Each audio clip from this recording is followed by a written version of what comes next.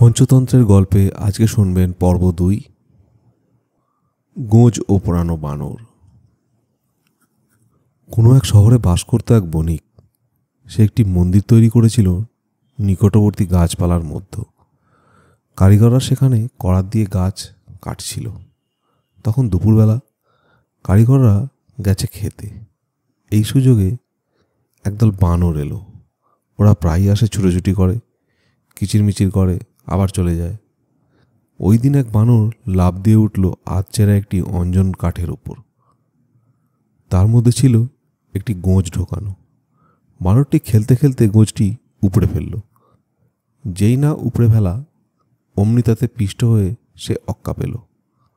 তাই বলছিলাম, যার যা কাজ নয় করতে গেলে তো মরতে হবে। যেমন মূল্য বোকা বানরের ছা। আমরা তো যা হোক খেয়ে পড়ে ভালোই আছি, কি দরকার এসব ঝামেলায় যাওয়ায়। দমনক বলল, তুমি দেখছি কেবল খাওয়ার কাঙাল, চাকরি নেই, বাকরি নেই, মরার মতো বেঁচে আছি, একে কি বাঁচা বলে? এভাবে তো কাক, বক, কুকুর, বিড়ালও বেঁচে আছে। আমি এভাবে বাঁচতে চাই না।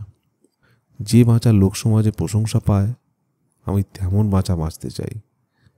ছোট্ট মন দিয়ে তা সম্ভব নয়। দেখো, ছোট নদী অল্পতেই ভরে যায়, ইঁদুরের অঞ্জলি সামান্যতেই পূর্ণ হয়।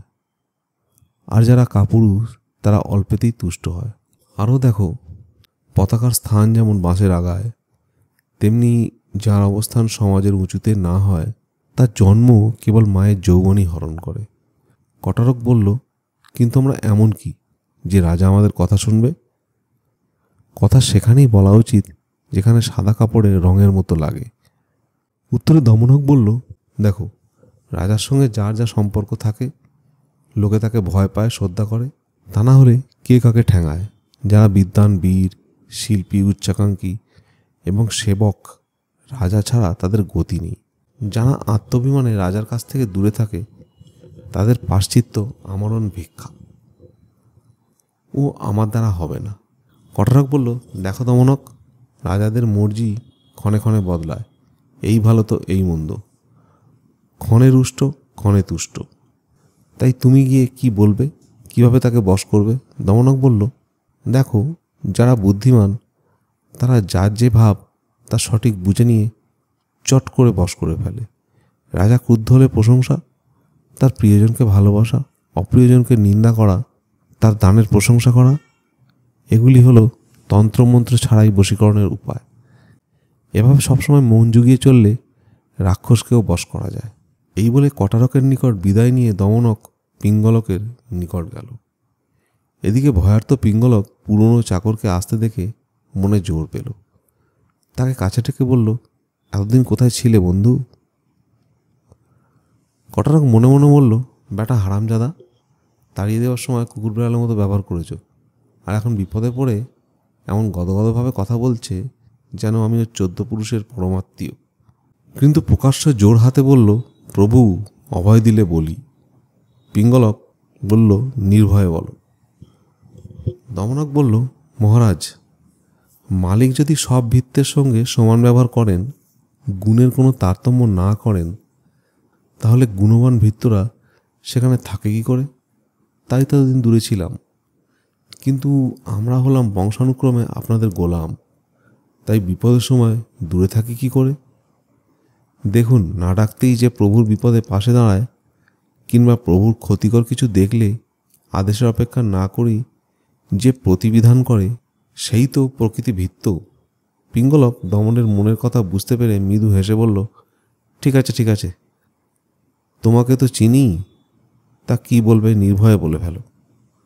দমনক বলল, মহারাজ, গোপন কথা শুধু 4 কানেই হতে হয়, 6 কান হলে তা ফাঁস হয়ে যায়। পিঙ্গলক দমনকের কথার ইঙ্গিত বুঝতে পেরে সভাসদের দিকে তাকালো এবং তারা সবাই চলে গেল।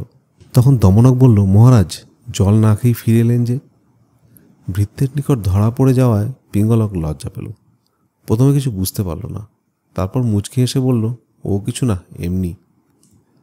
দমনক বলল, মহারাজ, যদি আমাকে বলার মতো না হয় তাহলে থাক, কারণ মানুষের কিছু গোপন কথা থাকে, হয়তো স্ত্রীর কাছে, কিছু আত্মীয় স্বজনের কাছে, কিছু বন্ধুদের কাছে, কিছু ছেলে মেয়ের কাছে, আর কিছু কথা আছে যা বুদ্ধিমান ব্যক্তিরা বলা ঠিক কি ঠিক না ভেবে বিবেচনা করে তবে বলেন।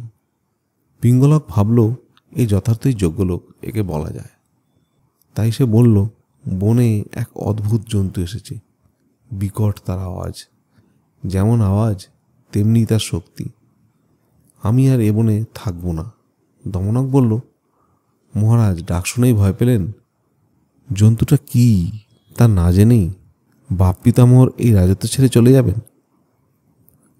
কথায় বলে না, ভয়ঙ্কর শত্রুর আক্রমণেও যে রাজার ধৈর্য টলে না তার পরাজয় নেই। দেখুন, ঘোর গ্রীষ্মে পুকুর শুকায়, কিন্তু সমুদ্র সে আরও উত্তাল হয়। তাই বলছিলাম, ধৈর্য ধরুন। ভালো করে না জেনে কেবল শব্দ শুনেই পালাবেন না, যেমন পালাতে চেয়েছিল দামামের শব্দে শেয়াল। পিঙ্গলক বলল, খুলে বলো তো ব্যাপারটা। দমনক বলল, বলছি।